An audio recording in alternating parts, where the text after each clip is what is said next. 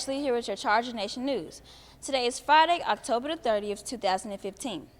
Tonight is the SHS Trunk or Treat. This activity is sponsored by the student ambassadors. Now, let's send it over to Montana Westbrooks with more information. Hello, I'm Montana Westbrooks, and I'm here with Nadia, here to talk about Trunk or Treat. So, Nadia, what is Trunk or Treat? Trunk or Treat is an event that South Haven High School has organized.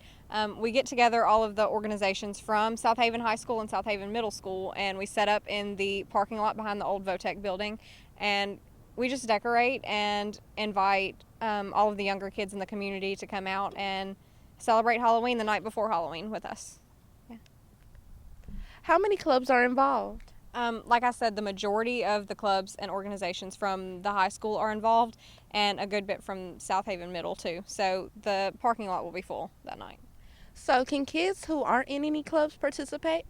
Of course, it's a community-wide event, so although it is located here in a small area, I guess, we encourage all of the students from South Haven High School and Middle School to come out and bring their younger siblings and just celebrate.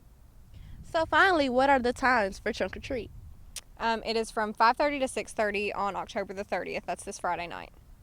Thank you so much. Congratulations to our CEO Club and club sponsors, Mrs. Cobb and Mr. Hollins, on their amazing efforts to gather food for our local food bank, Harlan Hands. Charger Nation did an outstanding job donating 10,353 items to Harlan Hands. The class who donated the most will be rewarded for their generosity. Thanks for sharing with our community. Students, the Sadie Hawkins Dance will be here at SHS on November the 7th from 7 to 10 p.m. Tickets for a single will be $10, and for couples, it will be $15. You can purchase your ticket from Mrs. Hatch or any student council member from now until Friday, so November the 6th. Now, to be clear about the morning rules in the cafeteria, let's get more information from Leo. Now I understand some kids need some coffee to get through today. I certainly do. If you'd like to get some coffee or any snacks, you can go to the cafeteria, but you gotta have some money. There's gonna be somebody outside the door, usually a teacher, and you're gonna have to show them a certain amount of money. Actually, it's gotta be over 50 cents. You can't buy for any friends, and once you do get in the cafeteria, you're gonna have to buy something from either the chicken biscuit cart or the AP art cart where they sell snacks and coffee. Now I'll show you some examples of how to get into the cafeteria and how not to get into the cafeteria.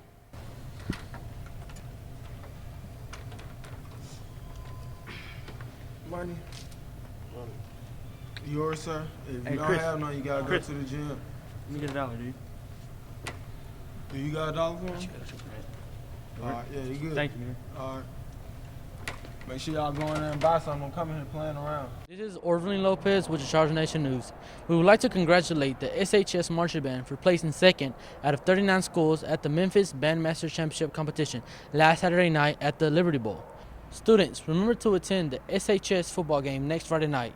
We're going against the Horn Lake Eagles, and it is senior night. Game begins at 7. This has been Orvin Lopez and Ashley with the Charger Nation News. What's up, South Haven? I'm your host, Jaden Jones, with my co-host, Marion Butler, to bring you Charger Nation Sports. First, we're going to start with the South Haven football team, who last week had a devastating loss versus South Panola 41-3, but they have another chance to redeem themselves. Horn Lake at home, kickoff starts at 7. But wait, it's senior night, so all the seniors come out and support the South Haven Chargers football team, and be sure to wear your spirit colors. Next, I'm going to give you the update on the volleyball team, who this past Saturday lost to Hernando 3-1, but it was a hard-fought, intense game. Sadly, this means that season has come to an end. All girls did their best. Congratulations to the volleyball team on an awesome and successful season. Now I'm going to give you the update on the cross-country team by my co-host. Our boys cross-country team recently placed second in the Otis McCoy DeSoto County cross-country meet, and the girls placed third. C.J. Nelson placed fourth, Charles Pegues placed seventh, and Maisie Cooper placed second for the girls. They all three will be in the state championship in Clinton, Mississippi, November the 7th. This past Tuesday was Meet the Chargers. It was a huge success, and the crowd ecstatic to meet our Chargers. 2 students got a chance to win cash prizes on multiple challenge shots, and 1 succeeded. All the teams did their best. It was a successful night. This is Jalen Jones and Marion Butler with the Charger Nation Sports. We out. Hey guys, it's Katie with your CNTV quote. The topic of the day is being 100% yourself. And the quote, "Those who do not know how to weep with their whole heart do not know how to laugh either," by Golda Meir. Meir was Israel's 4th prime minister, and before serving as prime minister, She was the Minister of Labor and Foreign Ministry. She's often described as the Iron Lady and was once described as the best man in government. Mayor was Israel's first and only female prime minister. The challenge of the week is to allow yourself to feel and express 100% of who you are. This has been Katie with your CNTV quote. Hi, I'm Montana Westbrooks and I'm with CNTV and I'm here to talk about teen entrepreneurs. Most people claim they would love to be successful in the future, but there are some people not willing to wait that long. They have ideas that need to be expressed and heard in order to make the world better for the public. They are willing to put their lives on the line in order to accomplish their dreams. Those people are called entrepreneurs. The Westbrook definition of an entrepreneur is a person who starts a business and is willing to risk loss in order to make money. Notice this as a person. It doesn't say an adult or a person that's been studying business for years. That brings me to my main point. The teens can be entrepreneurs. They can be very successful before even the age of 18. Becoming an entrepreneur starts with an idea. They think, how can I make this easier, or what can I do to make the world a better place? Most of them tap into this notion without even realizing it. In the world we live in, we are always trying to make our lives simpler. That's where they get their idea from. This is to remember if you want to become an entrepreneur. First, identify a need. Look at the world and see if there's something that needs to be offered or shared. Second, set reasonable prices.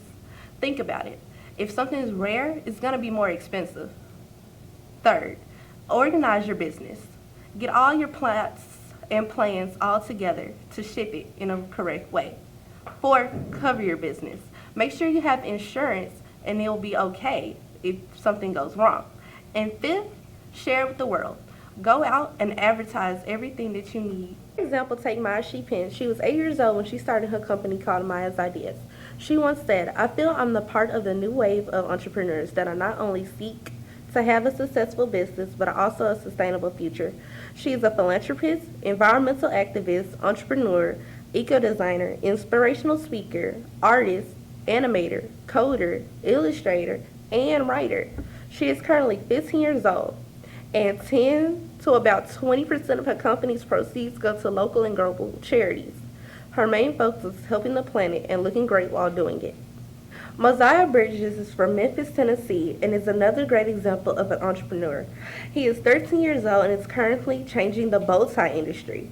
He started Mo's Bows because he was sick of the basic old patterns in the bow tie industry. He craved variety, so he decided to create his own. He figured there were other people like him that enjoyed dressing in their Sunday best, so he started to sell his ties. He told Forbes he is planning to expand his company to a full clothing line. Now that's planning for the future. This has been Montana Westbrooks with CNTV. Have a great day.